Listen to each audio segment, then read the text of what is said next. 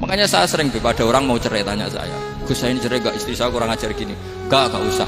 Tapi bojo kula judes. Uang di bojo itu keren. Paling gak kowe ra darani jomblo.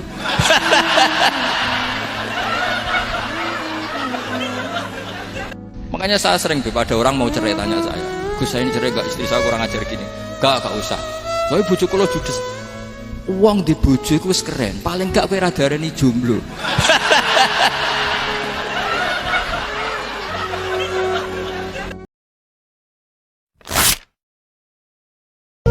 Di bojo ayu ngeluh, enak di bojo ayu, rawan selingkuh, rawan disenengi wong.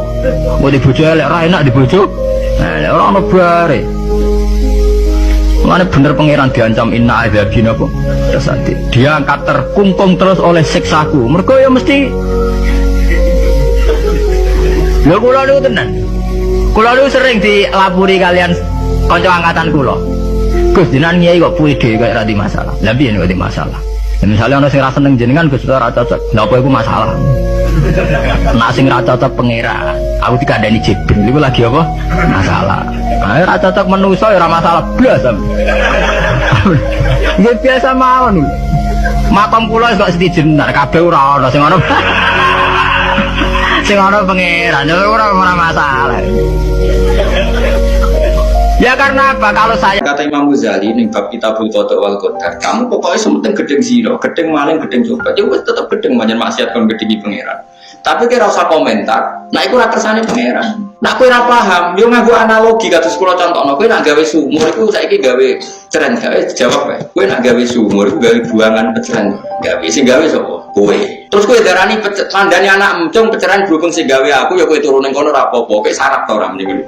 Enggak jawab wae ben sudah bentuk tempat. Harap kan tetep kowe ngomong mojone para peceran najis. Apa terus pepe peceran gaweanmu terus gak apa-apa cung ning peceran iku ya gaweane bapak. Lah ya paling gak kowe paham secara analogi ngono. Maksiat dikersane Allah, tapi Allah berhak ngatur donya aja parek-parek maksiat.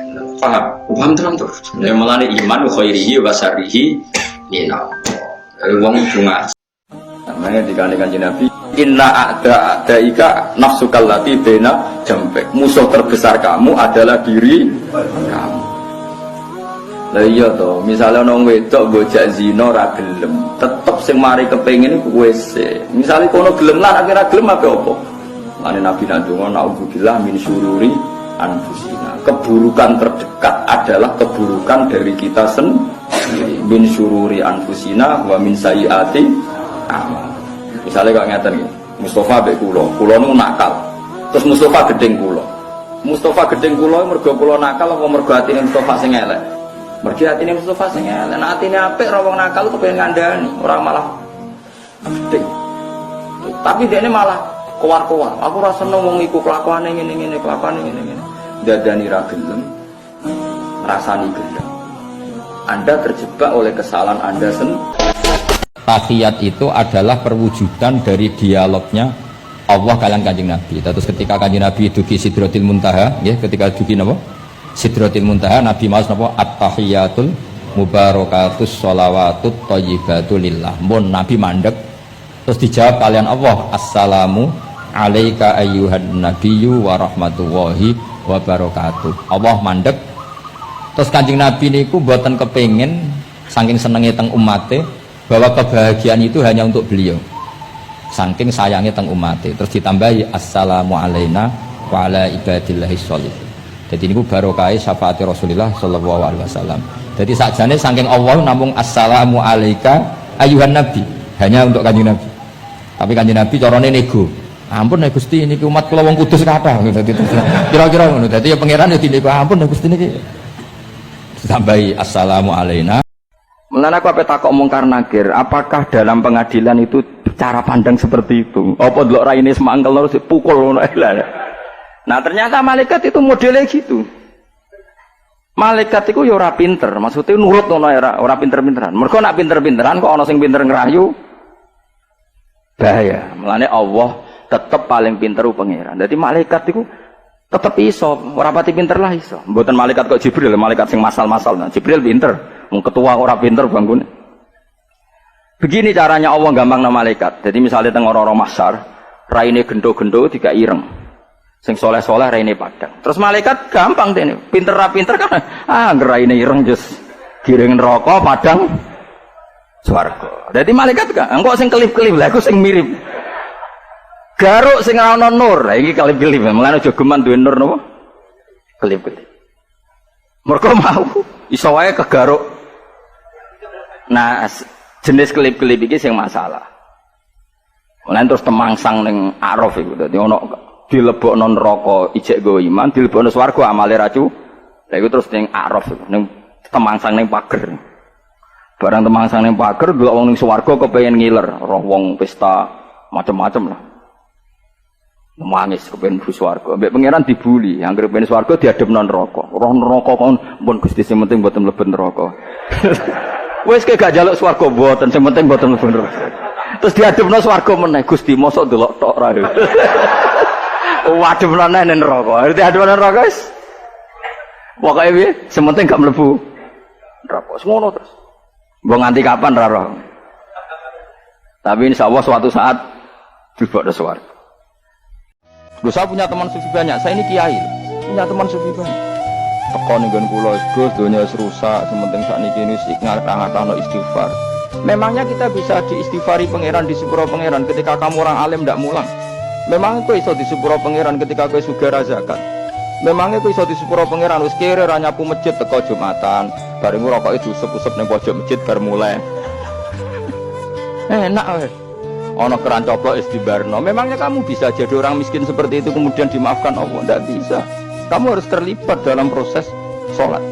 Terus kira ya urun gawe keran, misalnya orang itu urun masjid ya nyapu-nyapu, sing sugih urun duit, sing alim urun mulang. Kok enak? Dunia bangga rusak terus kabeh dhewean.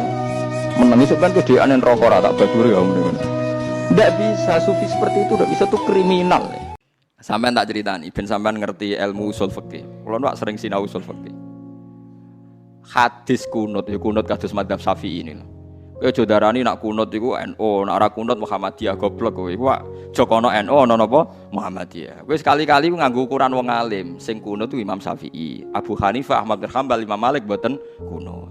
Nak kowe darani kunut dimulai Muhammadiyah berarti Imam Malik, Abu Hanifah, Ahmad bin Hanbal, Muhammadiyah, Imam Syafi'i, NU. Oleh goblok ora barbar.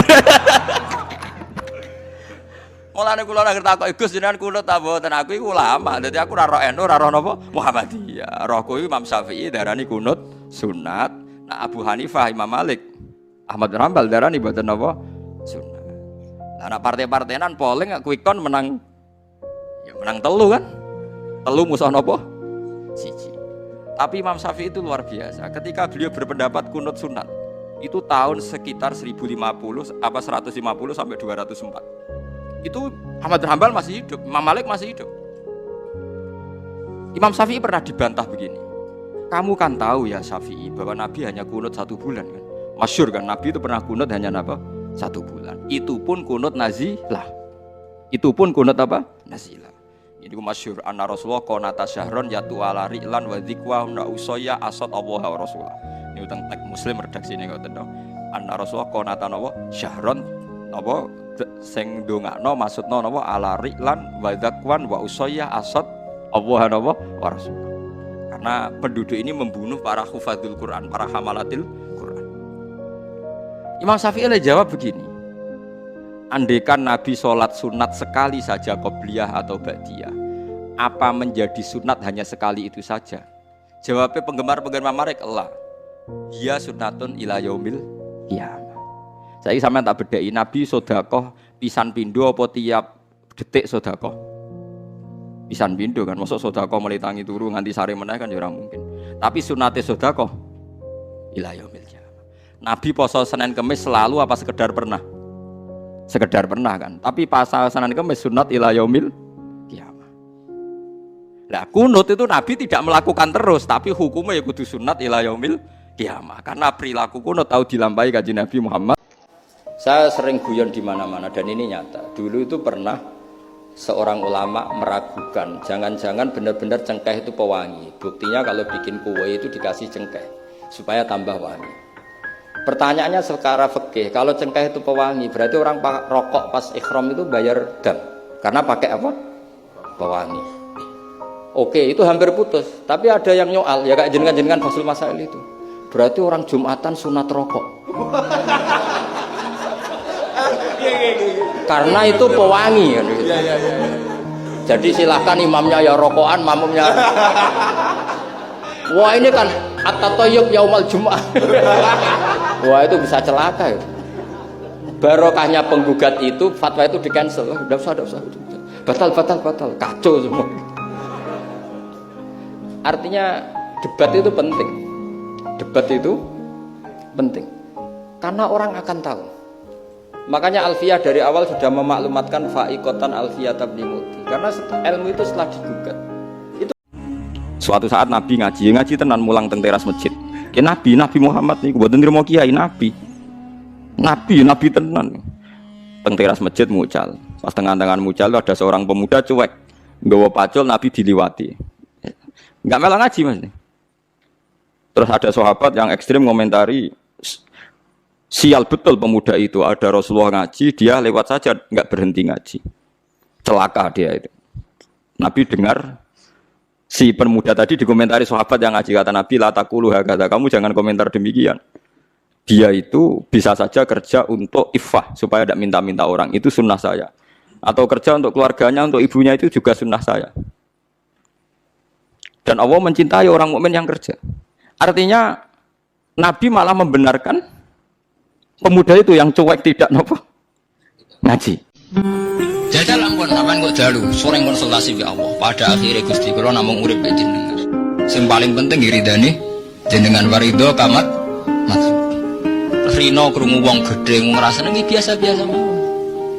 Mulane Nabi difitopi kon sabar sawise qiyamul lail. Mergo nyabari musuh sawise qiyamul lail itu jauh lebih mudah ketimbang sing ora qiyamul lail. Mulane wasbir ala ma yaquluna wahjurhum hajran jamila. Kowe nek wis qiyamul lail otomatis Muhammad kowe iso sabar ngadepi wong sing macem-macem.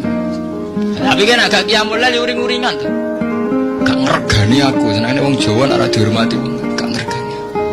Aku kiai ora dihormati. Kula mboten nate kepikiran dihormati tangga napa mboten. Mboten nate blas. Umpama ngaji ni bubar kula ora susah. Nggih ora susah blas. Ya ora kepikiran. Berarti agak mulang ibadah liyane. Kula nu termasuk dibab iki rodok bejo. Kula nu sering nggih disowani tiyang mok takok ngene ya rodok kurang ajar nih takok rodok kanca kula dadi wani kurang ajar. Gus kok sakit iki bojone jenengan ngaji mbek jenengan nggih jenengan. Lah bojoku ora bojomu aku yo mriko. Dekne iku wis pengalaman, kiai diwae iku mesti dadi goblok ku mergo bojone.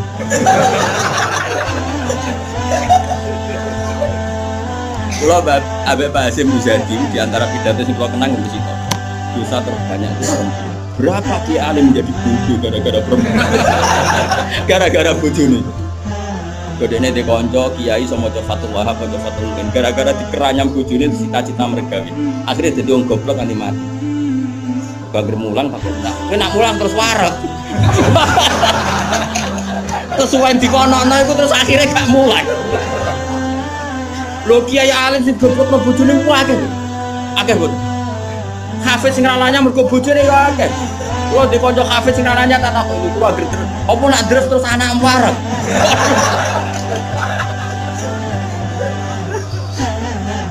Wah, kulo syukur bojoku ora jenis sing iki.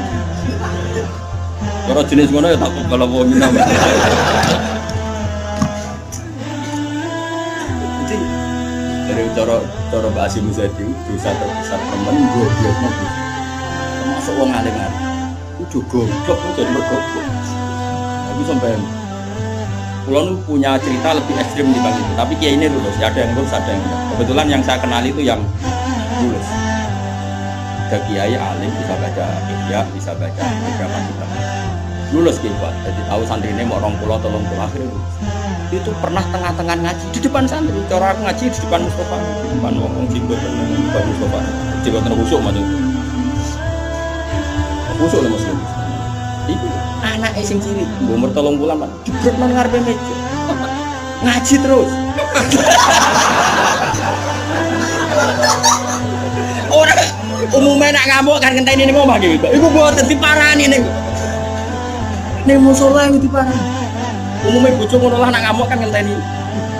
Iku ora parah anak itu bermon.